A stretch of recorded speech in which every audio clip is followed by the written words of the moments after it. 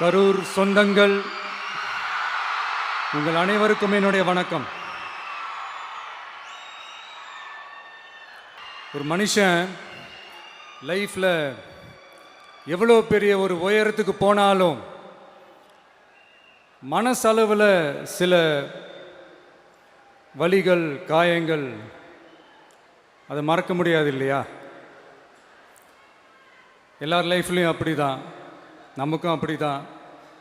நிறையா வலிகள், காயங்கள் எல்லாத்தையும் தாண்டி தான் வந்திருக்கிறோம். ஆனால் எல்லாத்தையும் விட ரொம்ப ஜாஸ்தியான அந்த வலியும் அந்த காயமும் எனக்கு அந்த கரூர் சம்பவம் தான்.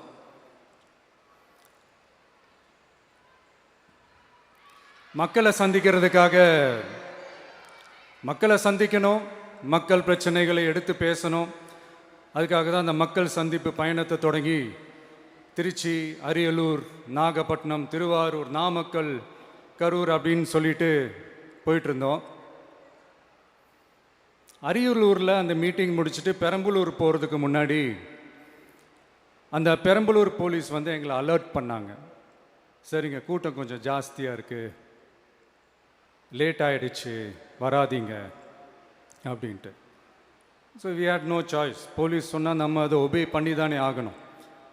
அதே நேரத்தில் பெரம்பலூர் மக்களோட அந்த சேஃப்டியும் மைண்டில் எடுத்துக்கிட்டு ஒரு மன வலியோடவே திரும்ப போயிட்டோம். அதுக்கப்புறம் பெரம்பலூர் தொகுதி மக்களுக்கு மன்னிப்பும் கேட்டோம். அதே மாதிரி நாமக்கல் அந்த மீட்டிங் முடிச்சுட்டு கரூர் வரும்போது அந்த கரூர் போலீஸ் எங்களை அலர்ட் பண்ணியிருக்கலாம்ல.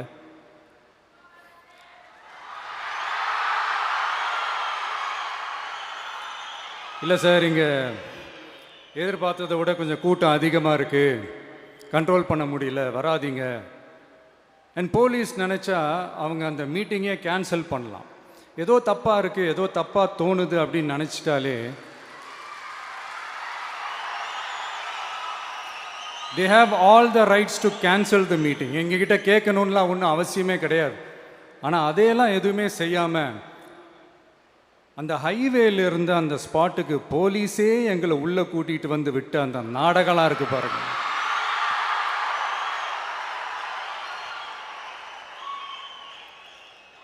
நம்பிட்டேங்க, முழுசாக நம்பிட்டேன். அன்றைக்கி இருந்த அந்த கரூர் போலீஸ் பேசும்போது தேங்க்ஸ்லாம் சொன்னேன் அவங்களுக்கு. எனக்கு தெரியாது இப்படி ஒரு நாடகம் நடக்கும். இதுக்கெல்லாம் யார் காரணம்? இதெல்லாம் யார் சொல்லி செஞ்சது? இப்படி பண்ணுங்க, அப்படி பண்ணுங்க, சப்போஸ் அப்படி நடந்தா இப்படி பண்ணுங்க, சப்போஸ் இப்படி நடந்தா இந்த மாதிரி இன்ஸ்ட்ரக்ஷன்ஸ்லாம் கொடுத்து அந்த பிரஷர் போடுறது யார்?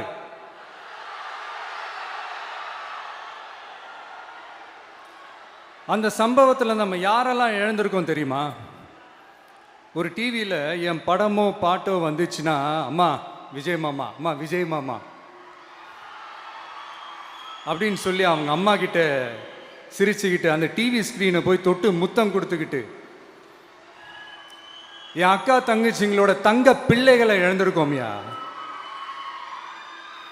மழலை கூட சரியா வராதப்போ ஒரு பேப்பர் மேகசின்ல என் ஃபோட்டோவை பார்த்தா அதை சிரிச்சுக்கிட்டு அந்த கள்ளங்கபடம் இல்லாத அந்த சிரிப்பு, அந்த கடவுள் மாதிரி இருக்கிற அந்த பச்சை பிள்ளைங்களை இழந்திருக்கோம்யா.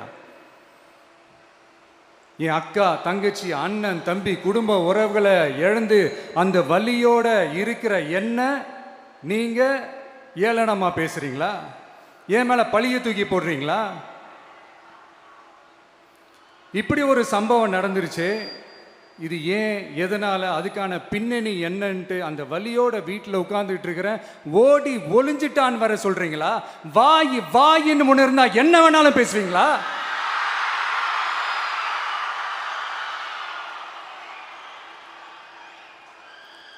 மக்களே, நான் உங்களையே கேட்குறேன், அன்னைக்கு அத்தனை க்ரௌடு இருந்துச்சு, அந்த க்ரௌடுக்கு தகுந்த மாதிரி போலீஸ் பாதுகாப்பு கொடுத்தாங்களா?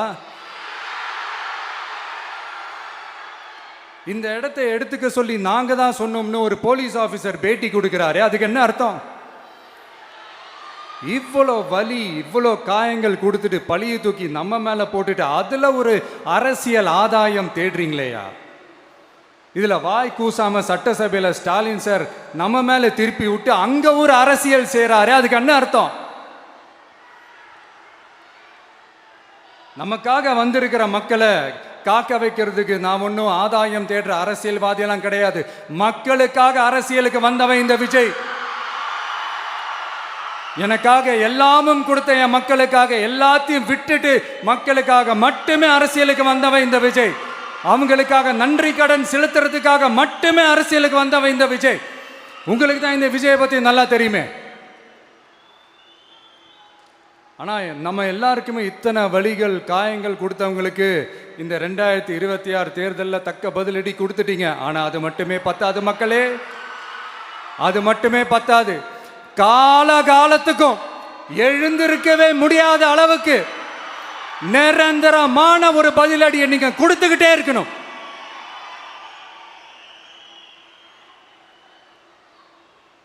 இப்படிலாம் பண்ணா நான் மக்களை விட்டு ஓடிடுவேன் நினைப்பா? யார் என்ன ஓடினாலும் நான் மக்களை விட்டுலாம் ஓட மாட்டேன். அன்னைக்கும் சொன்னேன், இன்னைக்கும் சொல்றேன், நாளைக்கும் சொல்றேன், தில்லா சொல்லுவேன், கெத்தா சொல்லுவேன். பணமா ஜனமா அப்படின்னு கேட்டா என் ஜனம் தான் எனக்கு முக்கியம்.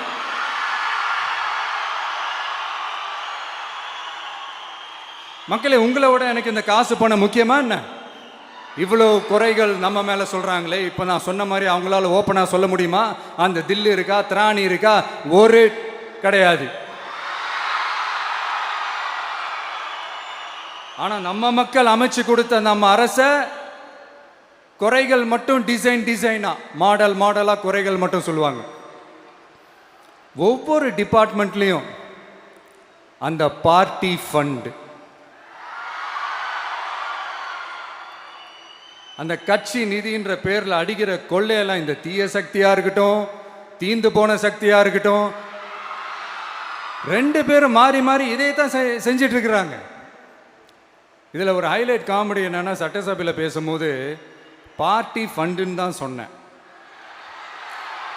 அது எந்த பார்ட்டி, என்ன ஃபண்டு, யாரு, என்ன பேரு எதுவுமே சொல்ல. பார்ட்டி ஃபண்டுன்னு சொன்னவனை எடுத்தாங்க பாருங்க ஒரு ஓட்டம். எனக்கே ஃபர்ஸ்ட் புரியல, ஏன்பா ஓடுறாங்க? அப்படி என்ன நம்ம இப்போ சொல்லிவிட்டோம்? அதான் அந்த குற்றம் உள்ள நெஞ்சுக்கு தான் குறுகுறேங்கும். இது எப்படி இருக்கு தெரியுமா? எங்க அப்பா பீரோக்குள்ள இல்லை, எங்க அப்பா பீரோக்குள்ள இல்லை அப்படின்னு சொல்ற மாதிரி. ஐயோ, ஏன் கேட்குறீங்க? இவங்களோட செம்ம கூத்தா இருக்குங்க, செம்ம ஃபன்னா இருக்கு. சென்னையில் ஒரு பாலம் கட்டுறதுக்காக நார்மலாக ஆகிற செலவை விட அதிக செலவில், கிட்டத்தட்ட டபுள் மடங்கு செலவில் ஒரு டெண்டர் ஒன்று விட்டுருக்குறாங்க. அதையெல்லாம் தோண்டி எடுத்து அதெல்லாம் இப்போது கண்டுபிடிச்சி கேன்சல் பண்ணியிருக்கிறோம். இன்னும் எத்தனை கோடி ஊழல், எத்தனை லட்சம் கூடல் தோண்ட வருமோ எங்களுக்கே தெரில. ஒவ்வொரு முகமுடியாக கிழியுது. ஐயோ, இந்த விஜய் ஒவ்வொரு கதையாக எடுத்து வெளியில் விட்டுருவான் போலேன்ட்டு திரும்புகிற பக்கம்லாம் கதறல் கதறல் கதறல், காதலேருந்து ரத்தம் வராத குறை. ஆமாம், இப்படி ஊழல் ஊறி போனவங்க இப்படி தான் இருப்பாங்க. இந்த 50-55 நாட்களில் அங்கே செஞ்ச சில விஷயங்கள்லாம் சட்டசபையிலே எடுத்து சொன்னேன். பட் இங்கே ஒரு சில விஷயங்கள் சொல்லணும்னு நினைக்கிறேன்.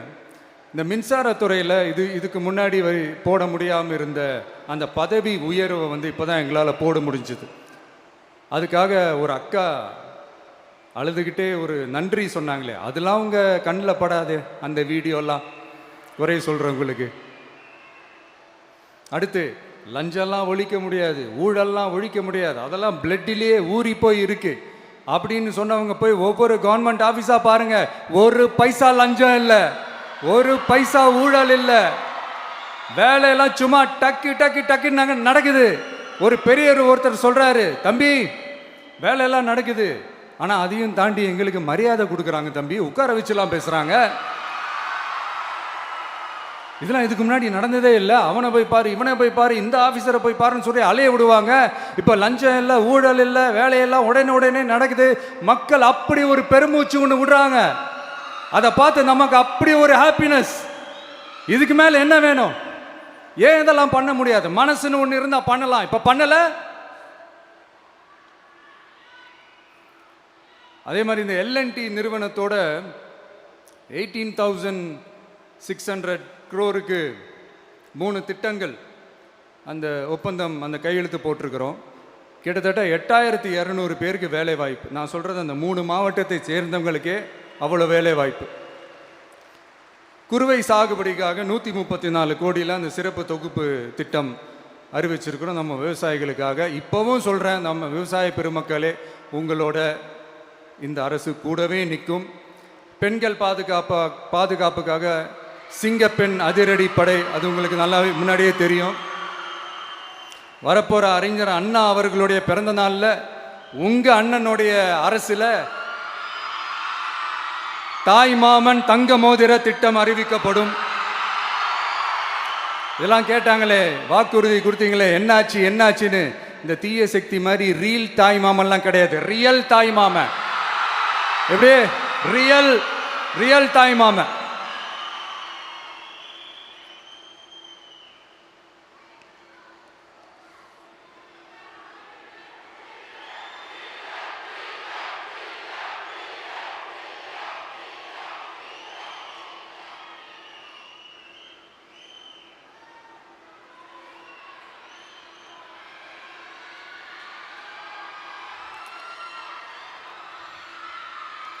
இந்த தீய சக்தியை பற்றி, அவங்க நிர்வாகத்தை பற்றி ஒரு வெள்ளை அறிக்கை ஒன்று வெளியிட்டோம்ல, அது ஷார்ட் அண்ட் ஸ்வீட்டாக சொல்லணுன்னா, ஒரு ஓட்ட பாத்திரத்துக்குள்ளே தண்ணி ஊற்றிக்கிட்டே இருந்திருக்கிறாங்க. பாத்திரம் எம்டியாகவே இருந்திருக்கு, ஆனால் ஊற்றின தண்ணி தான் எங்கே போச்சுன்னு தெரில. கடவுளுக்கு தான் வெளிச்சம். அது மாதிரி இப்போ நம்ம சொன்னதெல்லாம் சும்மா ஒரு சாம்பிள் தான். இன்னும் வரப்போகிற நாட்களில் உங்கள் அரசனுடைய அந்த விஸ்வரூபத்தை நீங்கள் பார்ப்பீங்க. அடுத்து வாயத்தொடங்க சிஎம். அடாடா, உங்கள் சிஎம்ஐ நெஞ்சிலேயே குத்திட்டு வந்தீங்க பாருங்க, அதெல்லாம் வேற லெவல். பேசுங்கன்றீங்க, பேசுனா எந்திரிச்சு ஓடிடுறீங்க. இனிமேல் பேச ஆரம்பிக்கிறதுக்கு முன்னாடி என்ன பண்ணணும் அப்படின்னா, ஒரு நண்பர் ஒருத்தர் சொன்னார், மாண்புமிகு பேரவைத் தலைவர் அவர்களே, எல்லா டோரையும் இழுத்து லாக் பண்ணுங்க அப்படின்னு சொல்லிட்டு தான் பேச்ச ஆரம்பிக்கணும் போல் இருக்கு. ஏன்னா பேசிட்டு இருக்கும் போது எந்திரிச்சு ஓடிடுறாங்க. 5 நிமிஷம் பேசுனதுக்கே குளத்தூரில் கொத்து பரோட்டா போட்டாங்க. இதுக்கு மேலே பேசினா மொத்தமாக முடிஞ்சிடும், பார்த்துக்கங்க. நாம் அரசியல் பேசினா விஜயெல்லாம் அரசியல் பேசலாமா அப்படிங்கிறது. சரிப்பா, நமக்கு எதுக்கு வம்பு, நம்ம பாட்டுக்கு நம்ம வேலையை பார்ப்போம், எதுக்கு அவங்கள பற்றி பேசிக்கிட்டு அப்படின்னு இருந்தால் விஜய்க்கு அரசியலே பேச தெரில அப்படிங்கிறது. இப்படியே மாறி மாறி மேகதாது அணையை பற்றி என்ன தெரியும், விஜய் அதை பற்றி பேசலை. இப்படி நம்ம அரசியலுக்கு வந்ததுலேருந்தே ஒரு கூட்டம் குறை மேலே குறையா சொல்லிக்கிட்டு, பாட்டுக்கு பாட்டு கச்சேரி எங்களுக்கும் பண்ண தெரியும், பண்ணலாமா? இந்த மேகதாது அணை சம்பந்தமான அந்த வழக்கில் தமிழ்நாட்டோட பெட்டிஷனை சுப்ரீம் கோர்ட் எப்போ ரிஜெக்ட் பண்ணுச்சு? அப்போ யார் ஆட்சியில் இருந்தா? ஏன் ஒழுங்காக வாதாடல? நீங்கள் ஒழுங்காக வாதாடி இருந்தீங்கன்னா அதை ரிஜெக்ட் பண்ணியிருக்க மாட்டாங்கல்ல. ஏன் ஸ்டாலின் சார் வேணும்னே விட்டுட்டாரா? ஏன் இப்படிலாம் கேள்வி கேட்கலாமா? இப்படிலாம் கேள்வி கேட்டால் தான் மேகதாது அணையை பற்றி பேசுனதா அர்த்தமா? ஏன் அந்த ஸ்டேட்டு சிஎம் பேசுகிறாரு, நீங்கள் ஏன் பேசலை அப்படின்னா, நம்ம ஸ்டேட்டோட உரிமையை எங்கே நிலைநிறுத்தணுமோ அதுக்காக வேலை பார்க்குறது மட்டும்தான் முக்கியம். சும்மா சவால் விட்டுக்கிட்டு சீண்டிப்பார், நான் யார் தெரியுமா, தொட்டுப்பார், இப்படிலாம் பேசிக்கிட்டு இருந்தால் வேலைக்கு ஆகாது. சும்மா பேசி பேசி பிரச்சனையை வளர்த்துக்கிட்டு யார் மேலே அது பழியை தூக்கி போட்டுட்டு அப்புறம் மக்களை அம்போன்னு தெருவில் விட்டுட்டு இப்படி தான் ஒரு அரசியல் பண்ணணும்னா அந்த அரசியல் நமக்கு தேவையும் இல்லை, அதை நம்ம செய்யவும் போகிறதில்ல. Talk less work more mode தான், அதுதான் நம்ம பாலிசியே. அதனால தான் சட்டசபையில் அந்த அரசினர் தீர்மானம்னு சொல்லி ஒன்று கொண்டு வந்தோம்.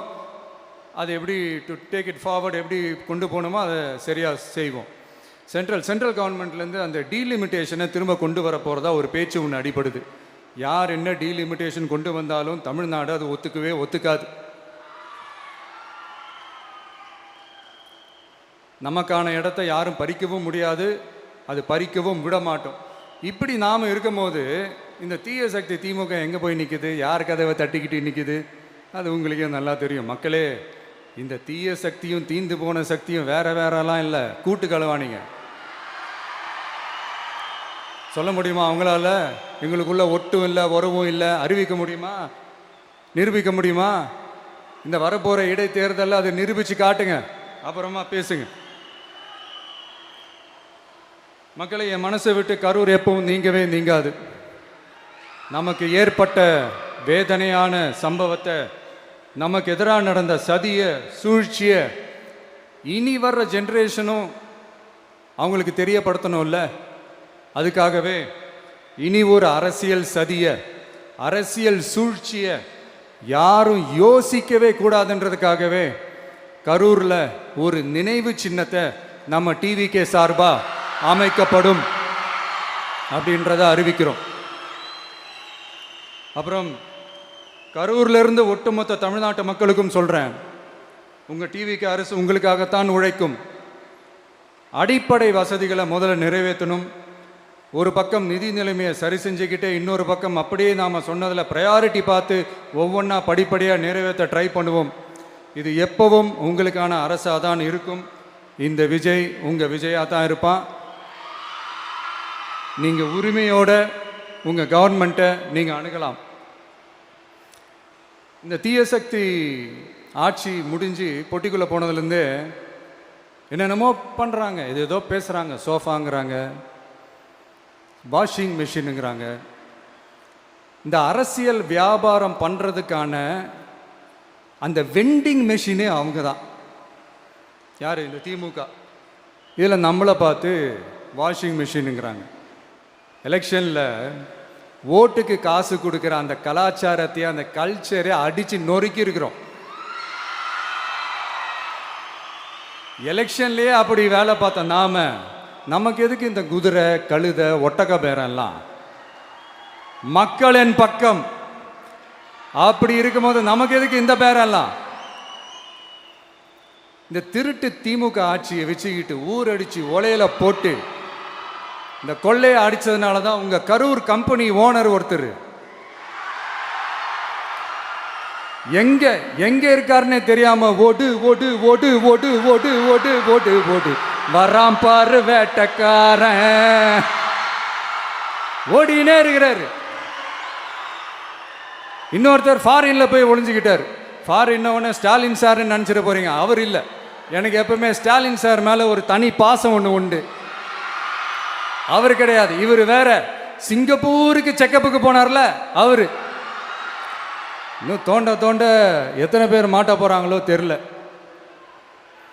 உங்ககிட்ட யாராவது லஞ்சம் ஏதாவது கேட்டாங்கன்னா கொடுக்க முடியாது சொல்லுங்க, நான் இருக்கேன் உங்களோட. அப்படியே யாராவது ஃபோர்ஸ் பண்ணாங்கன்னா இது எங்க மகன், எங்க புள்ள, எங்க அண்ணன், எங்க தம்பி, எங்க விஜய், எங்க விஜயோட ஆட்சின்னு ஸ்ட்ராங்கா சொல்லுங்க.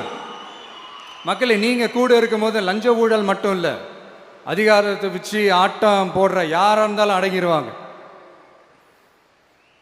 இந்த கடமை, கண்ணியம், கட்டுப்பாடுன்ட்டு ஒரு காலத்தில் கொள்கையோடு இருந்த கட்சியெல்லாம் இன்னைக்கு எப்படி இருக்கான்னு உங்களுக்கே தெரியும். அதாவது இந்த டிவிகே கட்சியோட தலைவரை எதிர்க்கிறதுல ஒரு நியாயம் இருக்கு. ஏன்னா உங்க பொழப்பில் மண்ணள்ளி போட்டான். என்ன இந்த ஊழல் லஞ்சம்லாம் பண்ண மாட்டேன்னு சொல்லி உங்கள் அரசியலையே ஒரு தெருமுனைக்கு கொண்டாந்து விட்டான். மக்கள் வேற அவனை தான் நம்புகிறாங்க. ஸோ இந்த விஜயை எதிர்க்கிறதுல ஒரு அரசியல் நியாயம் இருக்குது, அதை புரிஞ்சிக்கலாம்.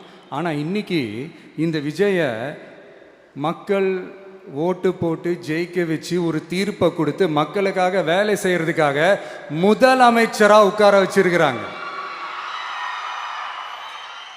என்னமோ இன்னமும் நீங்க தான் ஆட்சியில் இருக்கிற மாதிரி விஜய் கரூருக்கெல்லாம் போகக்கூடாது, விஜய் இங்க போகக்கூடாது, அது செய்யக்கூடாது, இது செய்யக்கூடாதுன்னு எனக்கு புரியலையே. ஆட்சியில் இருக்கும் போது தான் இவ்வளோ கட்டுப்பாடெல்லாம் போட்டீங்க, எஸ்ஓபிஸ்லாம் போட்டீங்க, ஸ்டாலின் சார் ஆப்ரேட்டிங் ப்ரொசீஜர்லாம் போட்டீங்க. இப்போவும் அதே பண்ணிட்டு இருந்தீங்கன்னா என்ன சார் நியாயம்? இல்லை, நான் தெரியாமல் தான் கேட்குறேன். இன்னும் கனவுலையே இருக்கிறீங்களா? முதல்ல முழிச்சு வாங்க, ரியாலிட்டிக்கு வாங்க. உங்கள் ஆட்சியெல்லாம் வீட்டுக்கு போய் டிவிக்கேன்னு ஒரு ஆட்சி வந்து ரொம்ப நாள் ஆச்சு. ஒழுங்கா படி என்று சுப்ரீம் கோர்ட் ஓங்கி மண்டேலியே நறுக்கு நறுக்கு நறுக்கு என்று செம்மட்டியாலே அடிச்சும் இந்த திமுக முழிச்சிக்கலை அப்படின்னா அப்போ கொஞ்சம் கஷ்டம்தான். வெற்றி தோல்வியெல்லாம் அரசியலில் சகஜம் சார். அதுக்காகலாம் வெறி பிடிச்சி இந்த பதவி வெறி பிடிச்செல்லாம் அலைய தேவையில்லை. நல்ல விதமாகவே சொல்கிறேன், நியாயமான அரசியல் பண்ணுங்க. ஓ, அதுதான் உங்களுக்கு தெரியாதுல்ல. இந்த தீய சக்தி திருத்தவும் முடியாது, அவங்களா திருந்துவாங்கன்னு பார்த்தா அதுவும் நடக்க போகிறதில்ல. அதனால் வரப்போகிற இடைத்தேர்தலில் மக்களே இந்த தீய சக்தி திமுகவை நல்லா வெச்சு வெளுத்து விடுங்க. கான்ஃபிடண்டா இருங்க மக்களே, நல்லதே நடக்கும், வெற்றி நிச்சயம். மீண்டும் சந்திக்கும் வரை நன்றி, வணக்கம்.